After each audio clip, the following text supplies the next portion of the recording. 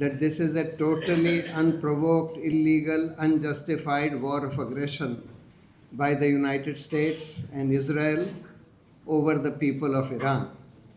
It is doubly unfortunate that they have bombed schools, gymnasiums, hospitals, civilian infrastructure, and also oil depots, which has caused an environmental catastrophe in Iran.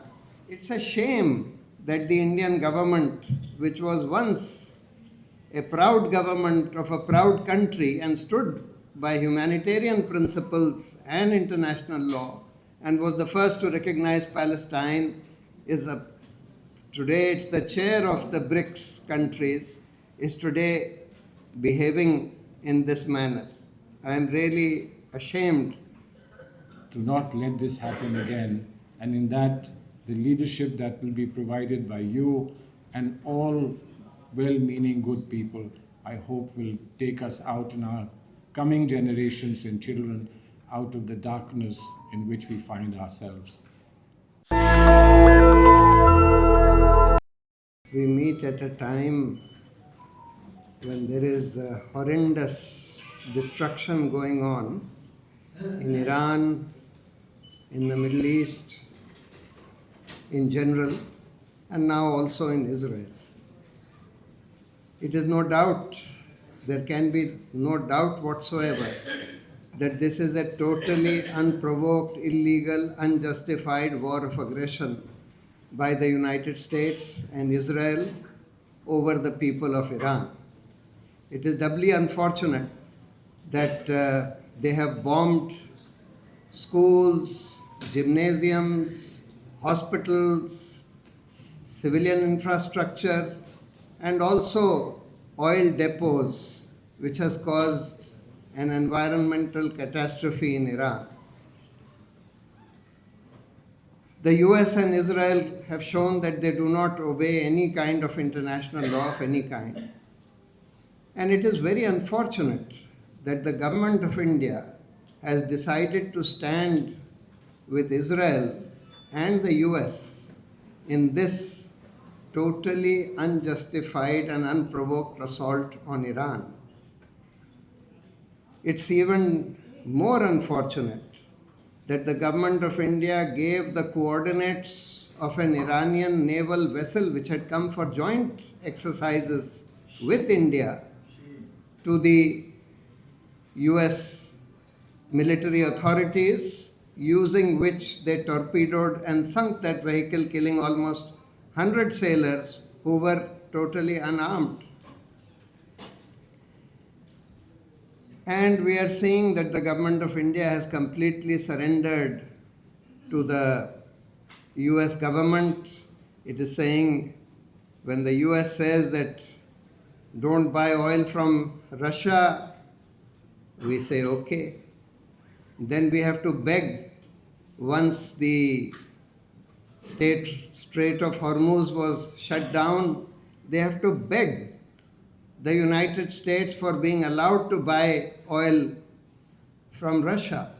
And now, predictably, Russia has said that earlier we were giving it to you at a discount, now we will give it to you at a premium on the international prices. It's a shame that the Indian government, which was once a proud government of a proud country and stood by humanitarian principles and international law and was the first to recognize Palestine, today it's the chair of the BRICS countries, is today behaving in this manner. I am really ashamed to find myself a citizen of a government, of a country whose government is behaving in this abominable manner. And I apologize to the government of Iran and the people of Iran for this behavior of the Indian government. But as you know, the war has progressed in the last 12 days, and today it seems that the US and Israel are begging for some kind of ceasefire and an end to the war, on which Iran has rightly said that now we will have to impose our terms. We will have to ensure that American bases are no longer in the Middle East, that Israel does not have nuclear weapons which it can use to threaten the people of Iran and other people in the world.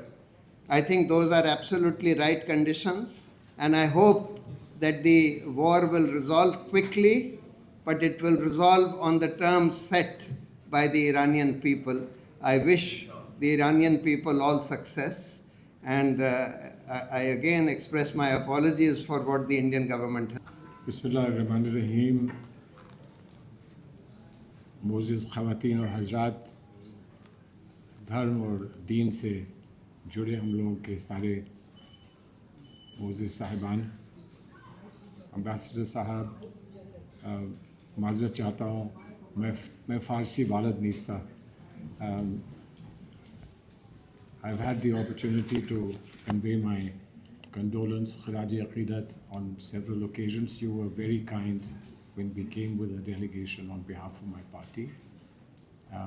We hope that from our Islamic Cultural Center we will be able to visit you very soon to add to our voice of condolence. Today I have few words to express this continuing sense of pain and loss. But I must also say that this is a moment on which I'm sure many of our friends here acknowledge the remarkable resoluteness, courage and determination with which the Iranian people and Iranian leadership have faced these very, very, very terrifying times. The tragedy, sir, for you, for us, for all humanity, is that one large group of people who have iman and faith, so to speak, cannot live in peace together. That is the big tragedy. And the great sacrifice and shahadat of Imam Khomeini should not go waste, because it's a reminder from him. It's a reminder from him that much can be won by sacrifice, by shahadat, more than what can be won by war and by waging conflict, And I believe that's the message that we have to take in our times. We've all grown up as children, we've grown up on the tales of Karbala, and today we are living once again the same tales in our lives. We never thought that this would happen again, but it has happened. And let us pledge ourselves, let us determine to not let this happen again. And in that, the leadership that will be provided by you and all well-meaning good people, I hope will take us out in our coming generations and children out of the darkness in which we find ourselves. May I just say this to you, that we stand by you as people, and I believe I would not be wrong in saying that you have problems with governments that have warred against you, but even in their countries there are people who are sympathetic, who stand by you, and that is the hope that humanity has, that governments do not decide, people finally decide, and inshallah people will decide the right path, the path to salvation. Thank you very much, sir. Thank you very much. National Dastak की आपसे गुजारिश है कि अगर इसको बचाना चाहते हैं तो नेशनल दस्तक को सब्सक्राइब करने के लिए रेड कलर के सब्सक्राइब बटन को दबाएं, फिर बेल आइकन की घंटी दबाएं। नेशनल दस्तक को बचाने के लिए बहुत जरूरी है कि हर खबर को शेयर करें, लाइक करें, कमेंट जरूर करें।